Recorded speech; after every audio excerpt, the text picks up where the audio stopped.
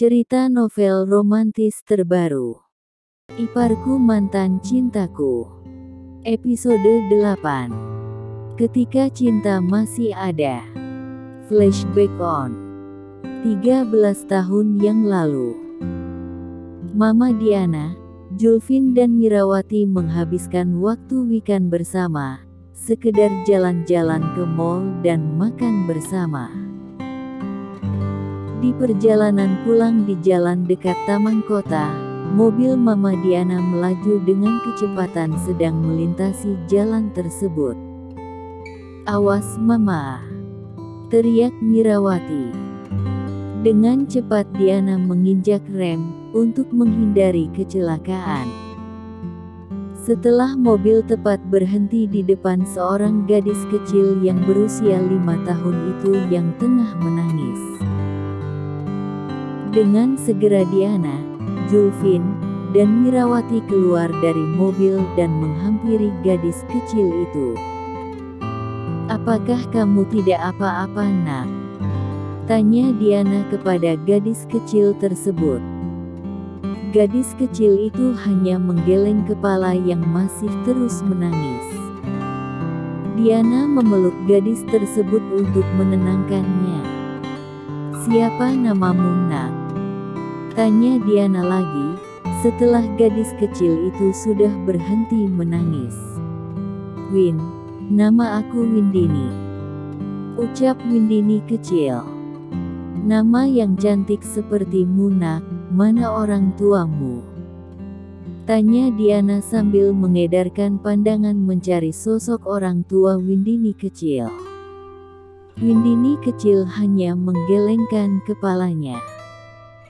"Aku tidak tahu Ante, tadi aku disuruh duduk di situ," ucap Windini kecil sambil menunjuk bangku taman dekat pinggir jalan.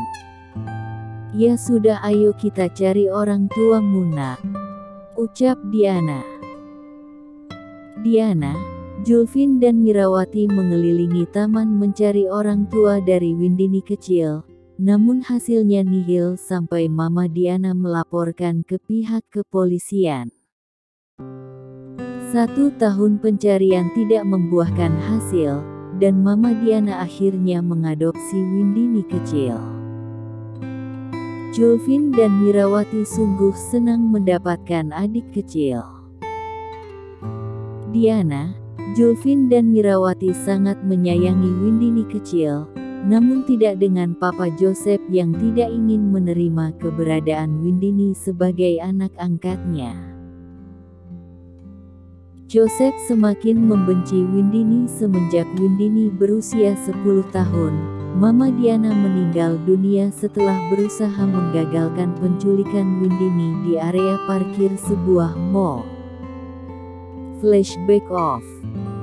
Pagi hari Melisa dan Mirawati tengah menyantap sarapan paginya bersama.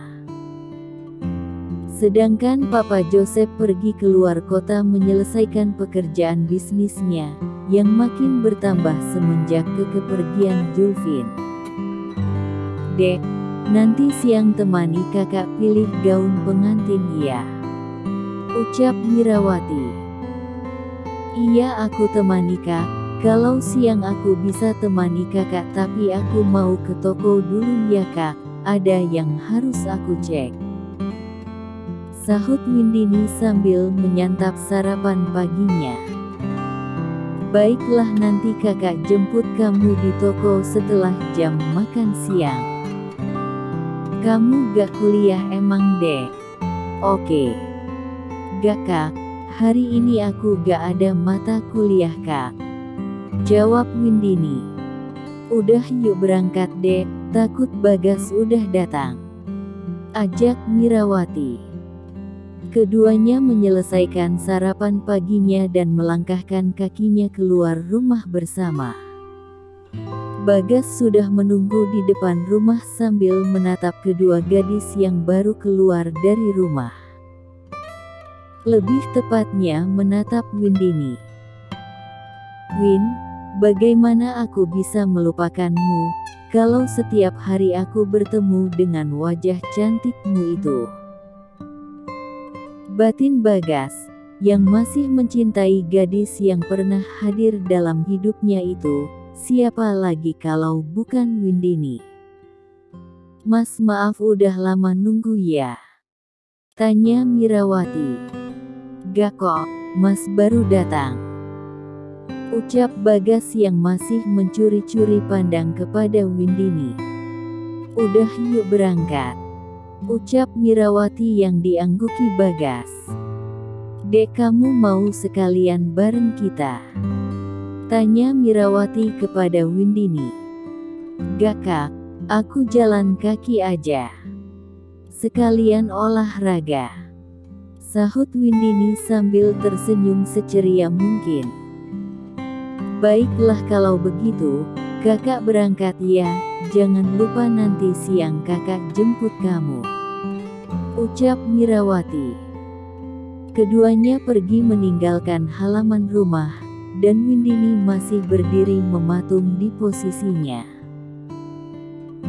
Tatapanmu masih saja sama seperti dulu kak, sepertinya pinangan yang dibicarakan oleh Papa Joseph harus secepatnya. Aku tidak mau jadi orang ketiga di antara Kak Mirawati dan kamu kak. Batin Windini, yang sepertinya sedang berusaha menahan rasa sakit di dalam hatinya. Siang hari di toko kue milik Windini. Li udah jam makan siang nih, kita beli makan yuk. Ajak Windini kepada salah satu pegawainya Lia. Ayo mbak, kebetulan aku juga udah lapar. Sahut Lia. Keduanya pergi meninggalkan toko untuk membeli makan siang. Windini membeli makanan untuknya dan beberapa karyawan tokonya, di sebuah restoran XX. Saat ingin hendak keluar restoran, Windini tidak sengaja menabrak seseorang pengunjung yang ingin masuk ke dalam restoran tersebut. Bruk! Saat Windini hampir terjatuh, dengan cepat pria tersebut menahannya. Posisi keduanya saling merangkul, dan tatapan keduanya bertemu. Kamu! Ucap Windini dan For bersamaan. Dengan cepat keduanya membenarkan posisinya. Ah, kenapa harus bertemu lagi dengan pria aneh ini sih?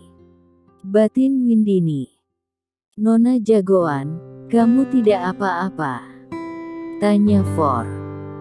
Aku tidak apa-apa, dan berhenti memanggilku dengan sebutan Nona jagoan. Ucap Windini. Aku kan gak tahu nama Anda Nona, mari kita berkenalan, supaya aku tidak memanggilmu Nona jagoan lagi, ujar For menyodorkan tangannya sambil tersenyum manis. Baiklah, tidak buruk juga aku berkenalan denganmu, daripada kamu terus-terusan memanggilku Nona jagoan. Ucap Windini sambil memutar bola matanya. Windini, ucap Windini sambil menarik tangan Lia, melangkahkan kakinya pergi meninggalkan For. Nama yang cantik seperti orangnya, namaku Forsite Nona Windini, jika kamu lupa namaku. Sahut For, dan Windini sudah jauh meninggalkan restoran tersebut. For masih mematung di tempatnya menatap punggung Windini yang semakin menjauh dari pandangannya. Ah, sungguh aku makin tertarik denganmu, Windini. Batin For. Di dalam perjalanan pulang menuju toko kue miliknya. Bah, pria tampan tadi siapa mbak? Tanya Lia. Gak tahu. Dia cuma pria aneh yang sok akrab sama aku Li. Ucap Windini. Masa sih mbak, sepertinya pria tampan itu suka sama Mbak Windy deh. Ah kamu Li jangan asal bicara. Bener loh mbak, aku lihat dari cara pria tampan itu menatap Mbak Windy berbeda. Sudah jangan ngaco kamu Li, ucap Windini. Gara-gara pria aneh itu, aku harus repot-repot menjawab pertanyaan dari Lia, menyusahkan. Batin Windini. Setelah jam makan siang, Windini sudah dijemput dengan Mirawati dan Bagas. Di dalam mobil Windini asyik mengobrol dengan Mirawati yang berada di samping Bagas. Bagas hanya fokus mengemudi, sesekali melirik Windini lewat kaca spion depan. Di dalam butik milik desainer ternama, Mirawati tengah sibuk memilih beberapa gaun pengantin yang dibantu dengan pelayan toko. Windini pun ikut membantu memilihkan gaun pengantin untuk Mirawati. Yang ini bagaimana, Dek? Tanya Mirawati sambil menunjukkan gaun pengantin yang berada di tangannya. Sepertinya cocok deh buat kakak, sahut Windini. Kalau menurut Mas, bagaimana gaun pengantinnya, bagus tidak? Tanya Mirawati juga kepada Bagas. Kalau Mas sih terserah kamu aja. Semuanya yang dipakai sama kamu pasti akan terlihat cantik kok, ucap Bagas tersenyum. Mirawati yang diperlakukan seperti itu dengan Bagas merasa malu dibuatnya. Mirawati berjalan menuju ruang ganti, yang dibantu dengan salah satu pelayan. Bagas terus menatap Windini dengan tatapan yang sulit untuk diartikan. Windini menyadari itu namun ia memilih cuek dan menyibukkan dirinya dengan benda pipih miliknya. Luar biasa kak cantik banget, ucap Windini sambil menunjukkan dua jari jempol tangannya, saat Mirawati sudah keluar dari ruang ganti. Bagas hanya menatap Mirawati tanpa berkata apapun. Kamu bisa aja deh, sahut Mirawati merasa malu. Emang benarkah, kakak baru saja memakai gaunnya saja sudah cantik seperti ini, apalagi sudah di make up. Wah, aku sudah membayangkan betapa cantiknya kakak, ucap Windini begitu antusias membayangkan pernikahan sang kakak. Bagas masih asyik terus menatap calon pengantinnya, sementara Mirawati hanya tersenyum malu karena Bagas terus-menerus menatapnya. Kamu memang cantik Mira, tapi andai saja yang memakai gaun pengantin itu Windini pasti akan jauh lebih cantik lagi, batin Bagas. Udah ya dek, kakak ganti baju dulu, ucap Mirawati. Jangan dulu kak, aku ingin foto kalian untuk kukirim kepada Kak Julvin.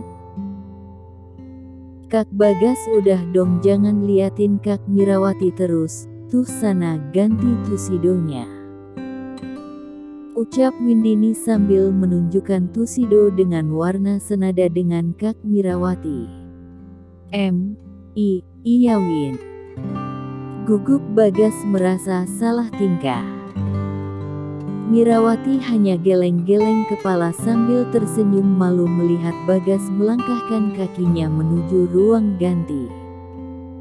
Lanjut ke episode 9.